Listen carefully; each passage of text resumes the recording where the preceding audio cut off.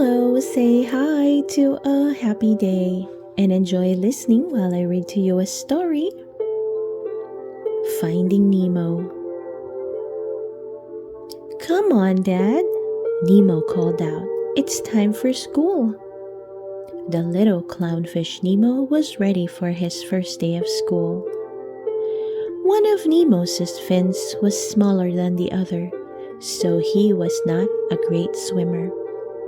Nemo, however, didn't let it slow him down. But his father, Marlin, wasn't ready for Nemo to go. He was very protective of his son, and he worried a lot. All right, Marlin reluctantly agreed. Then he went over the safety rules. So, first, we check to see that the coast is clear, coached Marlin as he swam out of their anemone home. We go out and back in, and then we go out and back in, and then, Dad, Nemo interrupted. He tugged on his father's fin and pulled him out at last. Soon, Nemo and Marlin arrived at the schoolyard. The teacher, Mr. Ray, sailed in to take the children on a field trip.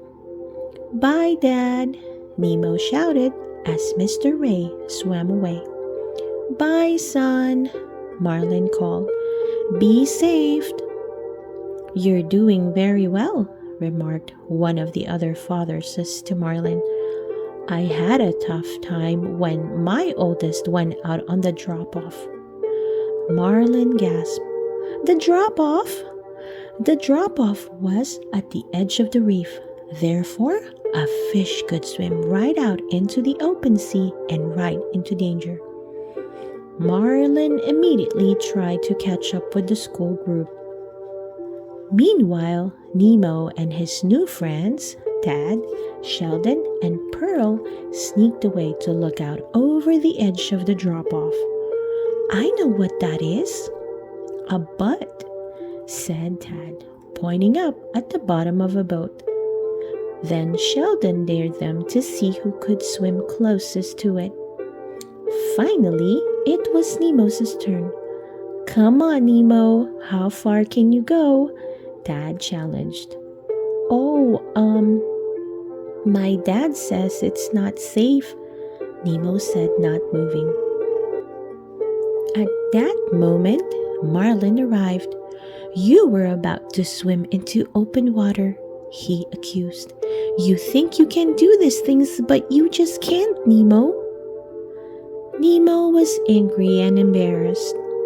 As soon as his father turned his back, Nemo defiantly took off and swam all the way to the boat. Nemo, get back here, Marlin shouted. But it was too late. A diver appeared. He scooped up Nemo in the net, swam to a boat, and sped off. Marlin couldn't swim fast enough to catch up with the boat. When he swam into a stream of fish to ask for help, he slammed into one of them. Sir, are you okay? Asked the friendly bluefish. Hi, I'm Dory. I have to find the boat, said Marlin. Hey, I've seen a boat. Follow me, he said. Marlin followed Dory until she suddenly turned around and said, Stop following me.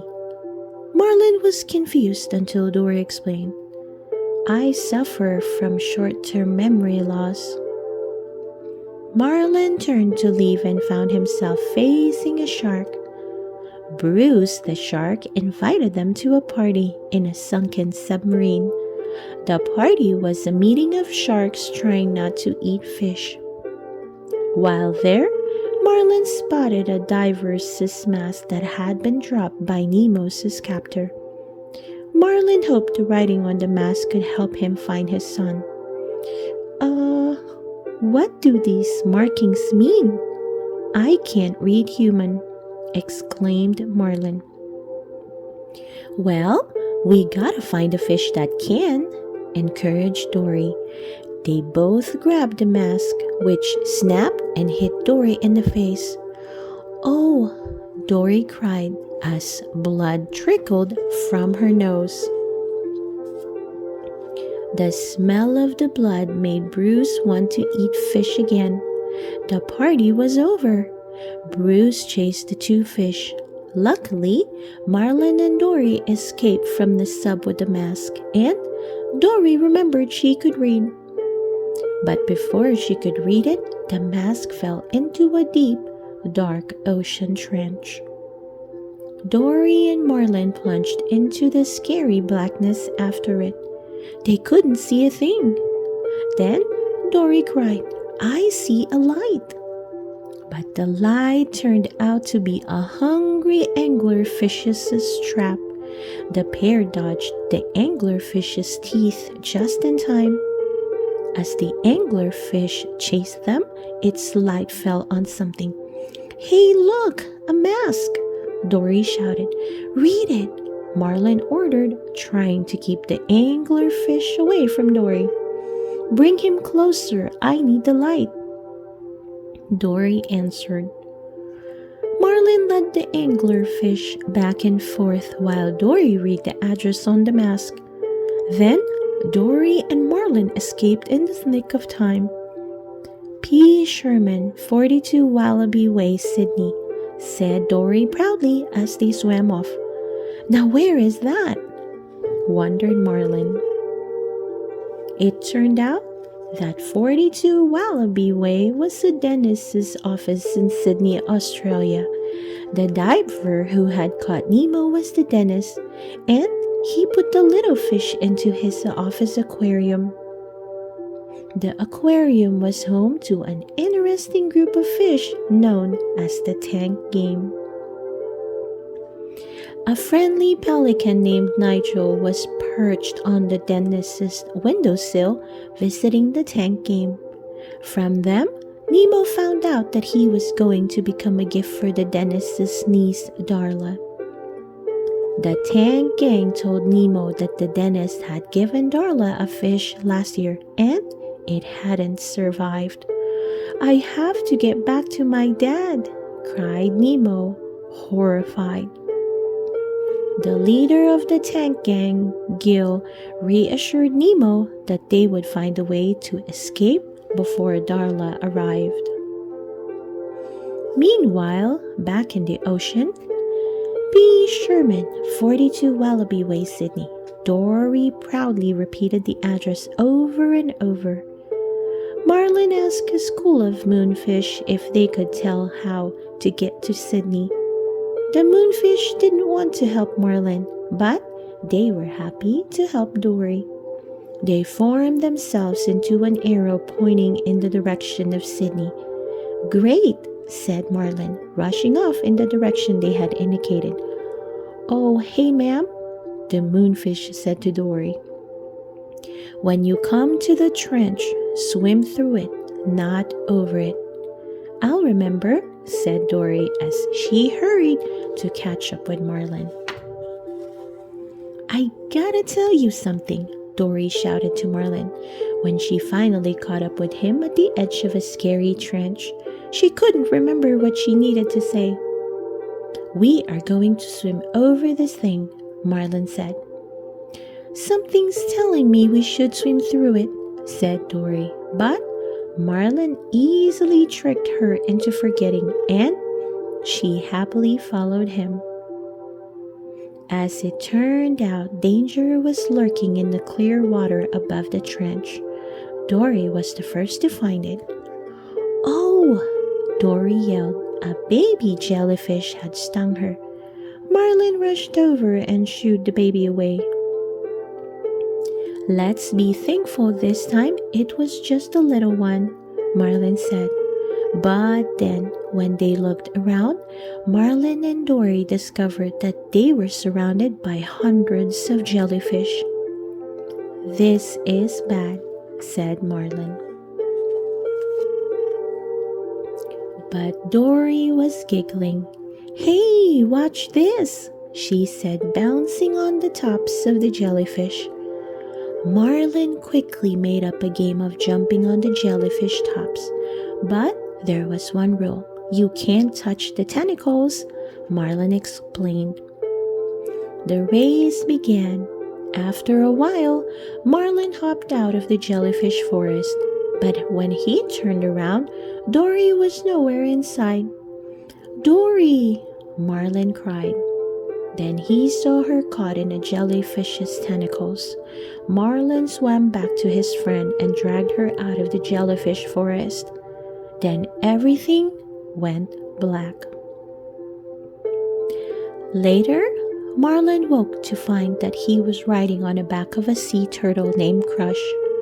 "Saw the whole thing, dude," said Crush. He was quite impressed with Marlin's bravery.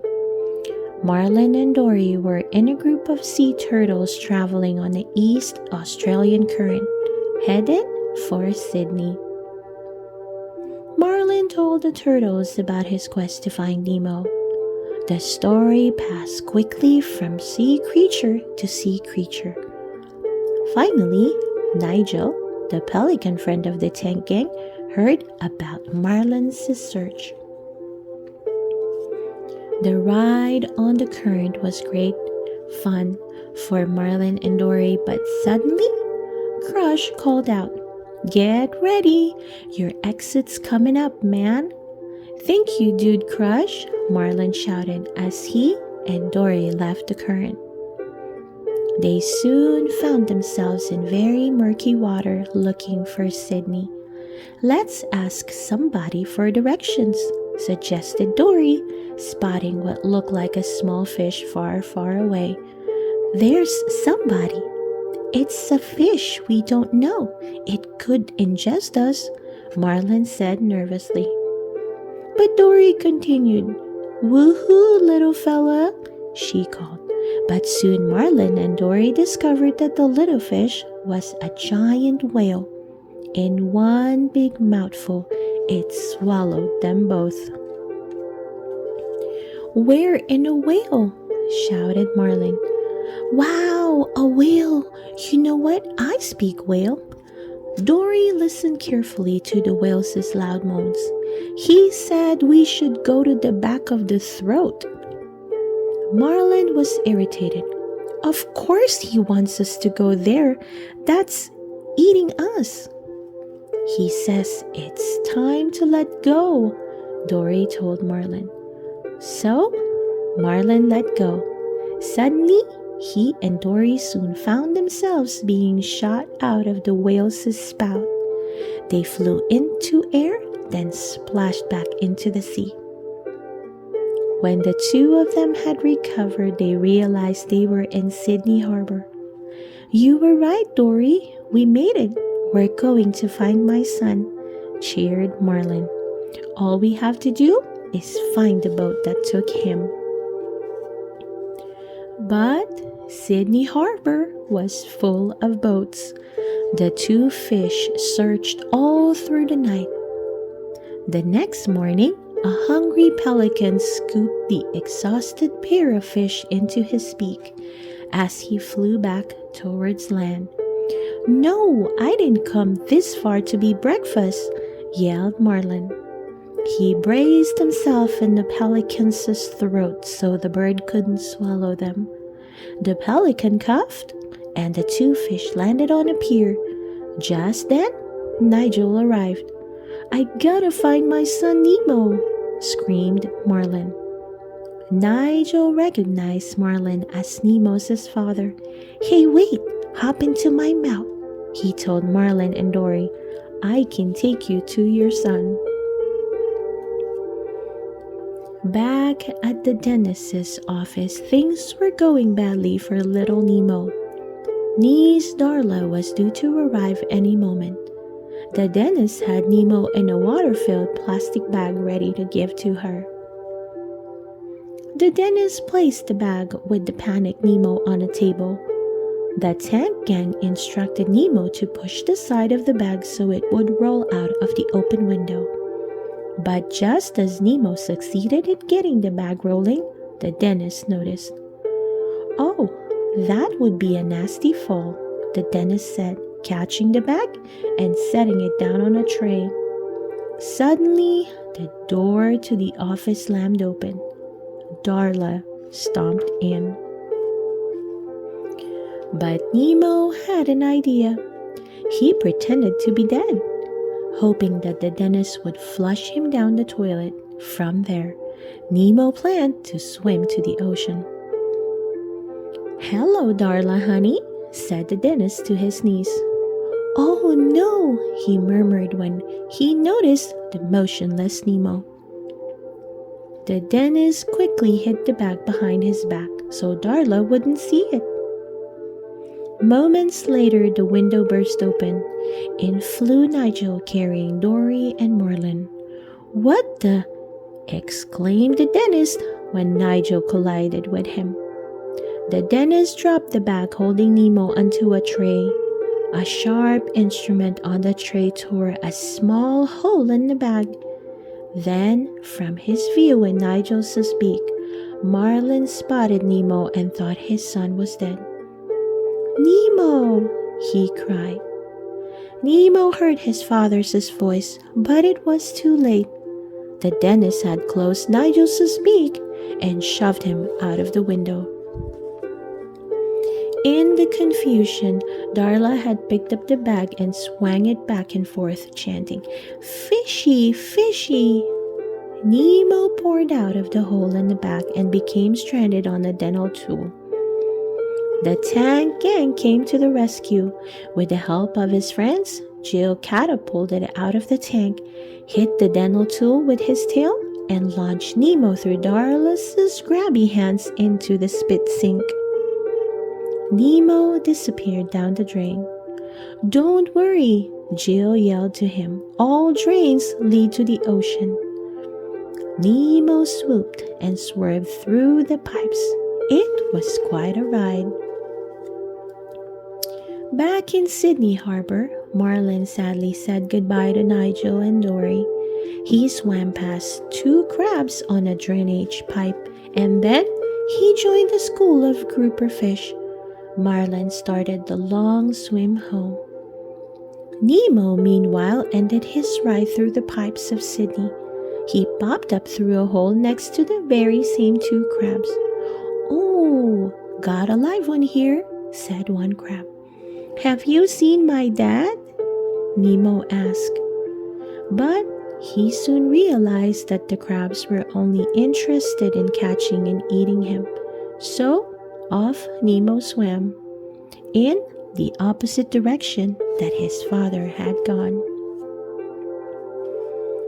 Before long, Nemo found Dory swimming in circles and crying. "I don't know where I am. I think I lost somebody, but I need to remember."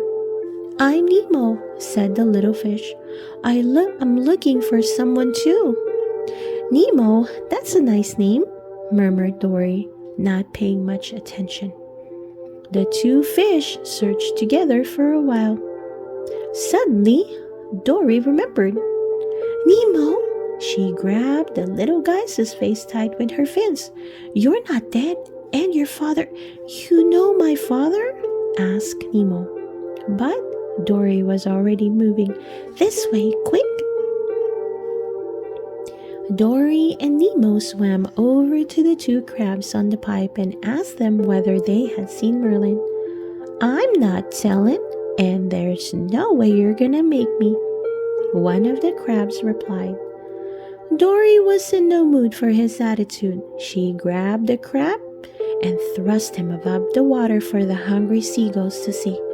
The crab quickly gave Dory and Nemo the directions they needed.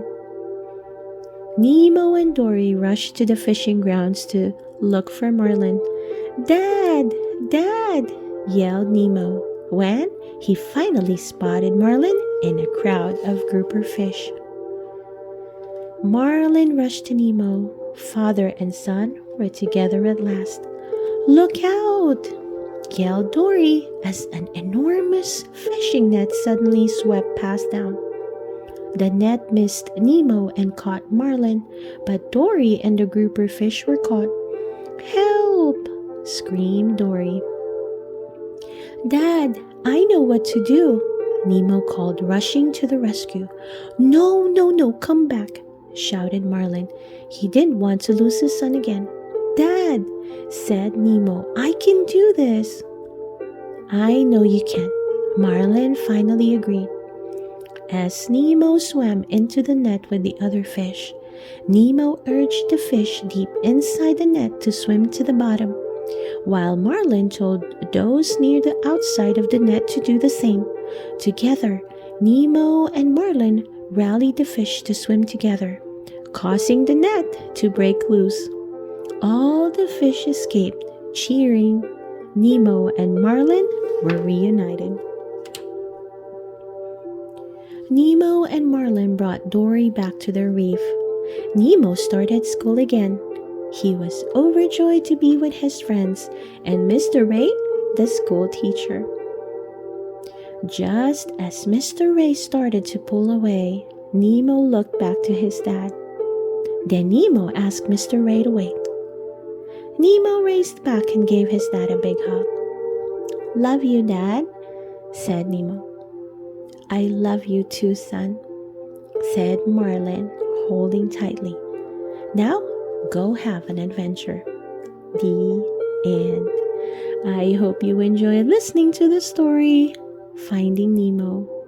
Please don't forget to hit that like button and subscribe to listen to more of our favorite book stories. See you soon.